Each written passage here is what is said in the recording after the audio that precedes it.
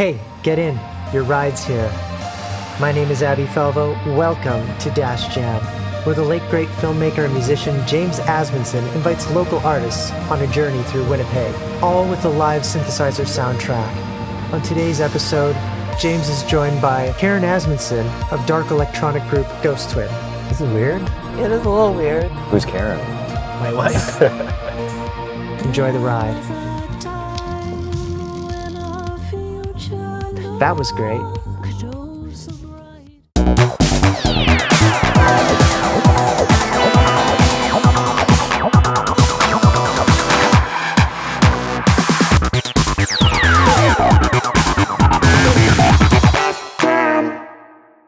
So, this is weird. It is a little weird, but Where are we going? maybe we should go to the spot where we met. The graveyard? The graveyard. Kind of. Kind of. Might as well be. It's a music club where we might have been listening to something kind of like this with some kind of like scary synths. Yeah. This is fun having a synth in the car. I'm sure everyone said this, but this is like a really good idea for at all times. As we approach what used to be Wellington's, which was a basement dive bar in a condemned building, which is now sinking into the ground. That's right. And it has and the basement is never ending. It goes straight to the center of the earth. That's what we thought, because we found like a doorway behind the stage. Like there's a hole in the ground, and we used to go back behind there and drop our beer bottles into this black hole, and it would never make a sound.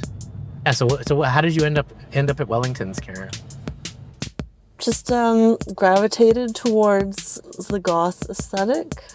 There was there's a lot of Nine Inch Nails fanishness amongst that group, as was typical of the time, or maybe atypical, because it seems like the 90s that I remember is like not the 90s that people are like now celebrating. They're just celebrating all of the real like shitty, gross mainstream 90s. And I'm like, oh, why does anyone want to remember that? That was like, everyone was trying to escape that I was aware of. Well, even though I hated that, like I didn't like Backstreet Boys, but I know the Backstreet Boys songs like by heart practically. Those songs are actually okay. Like they're fairly well written. The Backstreet Boys are pretty. I would say are pretty cool people. Like they seem like actual, not cool people, but they seem like people. Like they, they're human beings. They're human beings. Like they have struggles, and they actually wrote a bunch of their music. They wrote music about their struggles and stuff like that. So.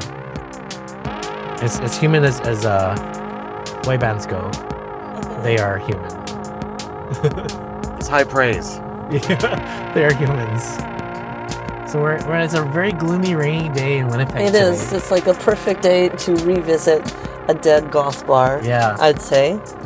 We won't be able to get in there, but that's okay.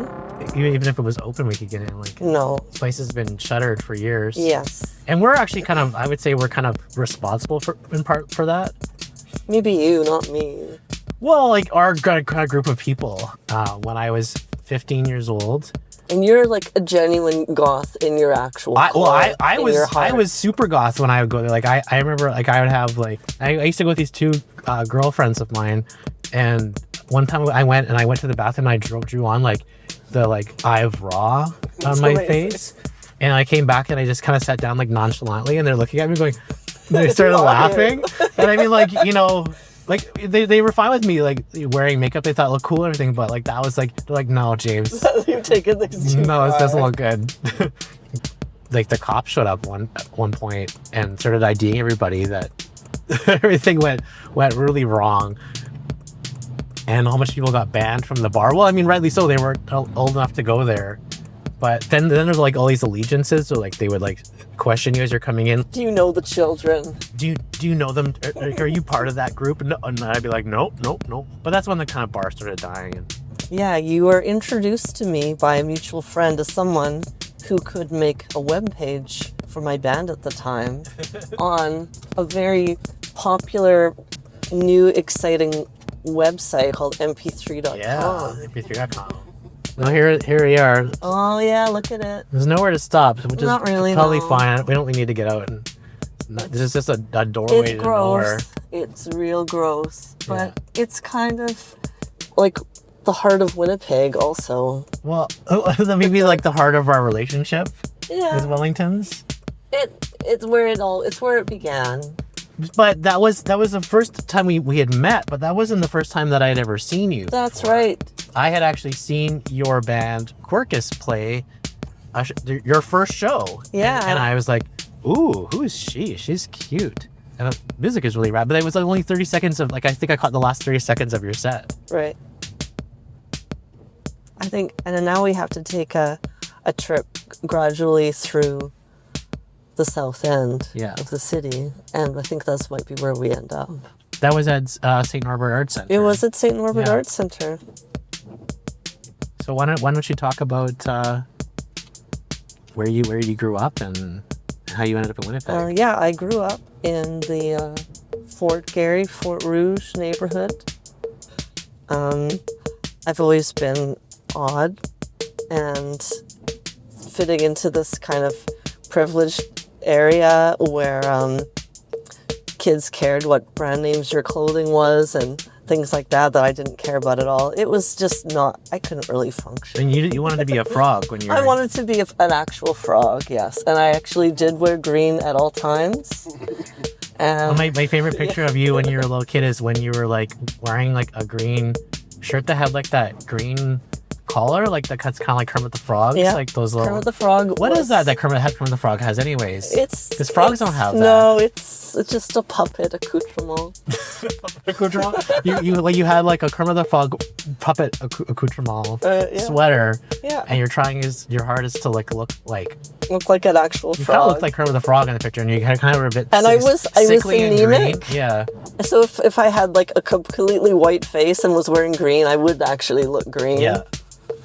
80s movies, especially 80s kids movies, of which I watched a lot of, were kind of psychologically damaging to me because there was never any characters that I could relate to, because they would always make the female characters two-dimensional and stupid for the most part. If there were female characters, yeah. So, and I would just kind of kept having these moments like, ugh, why do I have to be a girl? Girls are boring and stupid. Yeah. Because there's nothing I could relate to in the media. And then I'm just like, oh, maybe just people. Can't relate to people at all. I'm going to aspire to join a different species. And that seems like the best way that I could live out my days. Mm-hmm. Okay, so you were aspiring to be a frog person. Yeah. And did not relate to the human race. How did you end up like making music? I had an older cousin, Lisa. She was 3 years older than me, and like I remember staying at their place in Notre Dame de Lourdes and going with her on bikes to like the post office, and she would always have like the mailbox is always full of like 7 inches and punk zines and stuff, and like, wow, look at all this stuff she's getting in the mail. I have no idea what any of this is, but it sure looks cool. There was this time that I had these little friends, and they were just kind of decided one day that I was too weird and they would do better with their social scene if they didn't associate with me anymore. So then I had this like time for about 1.5 years that I had absolutely no friends at school.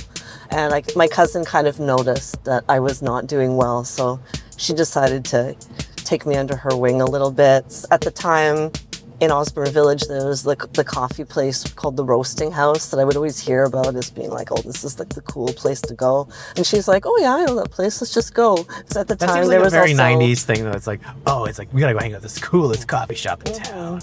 Anyone is there.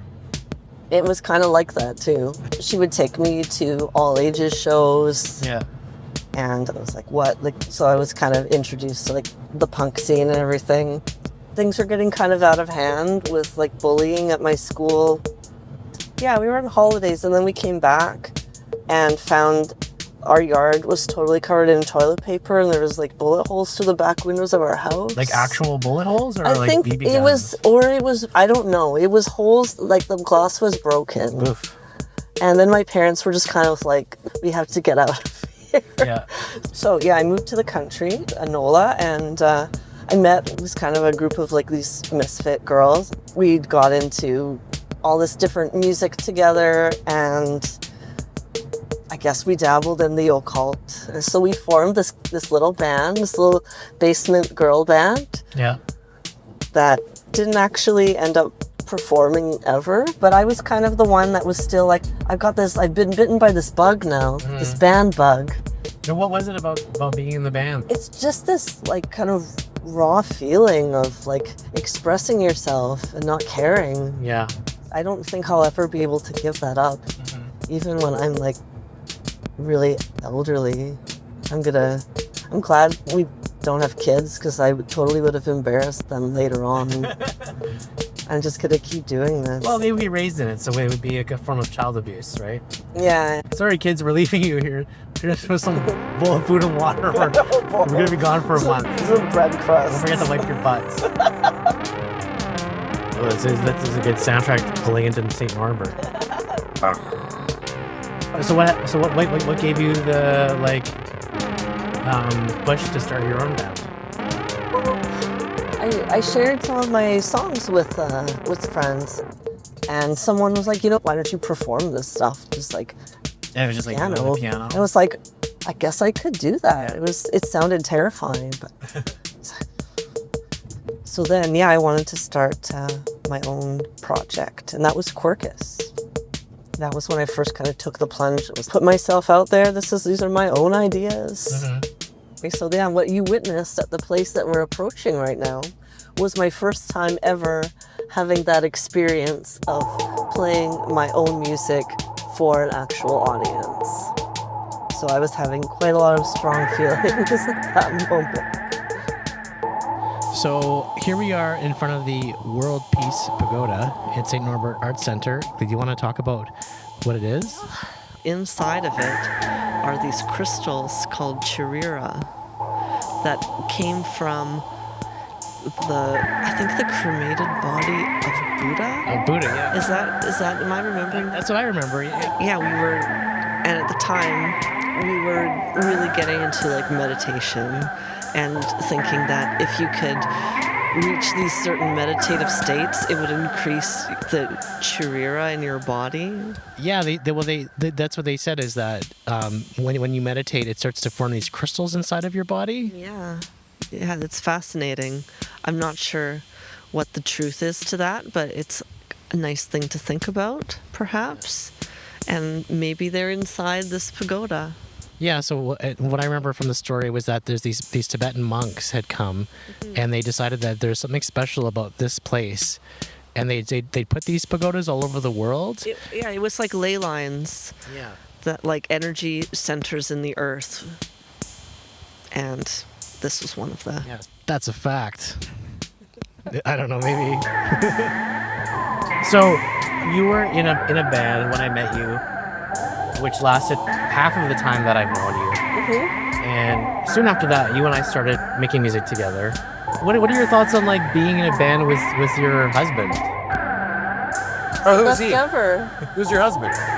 This guy. Oh. We've collaborated on art projects forever. Yeah. When I met you, you were making films and I was making music, and right away I was helping with whatever movie you were making. Yeah. And you were helping with Quirkus, mostly making all the posters. And we automatically started like getting each other to volunteer. Do grunt work for each other. Do grunt work for each other. Karen, can you make all the food for the craft services? That we help each other out. I think that's a wonderful thing for a relationship, is being like, hey, I see what you're trying to do. I see you have dreams and aspirations. What can I do to help you with that? And why wouldn't you do that for your partner?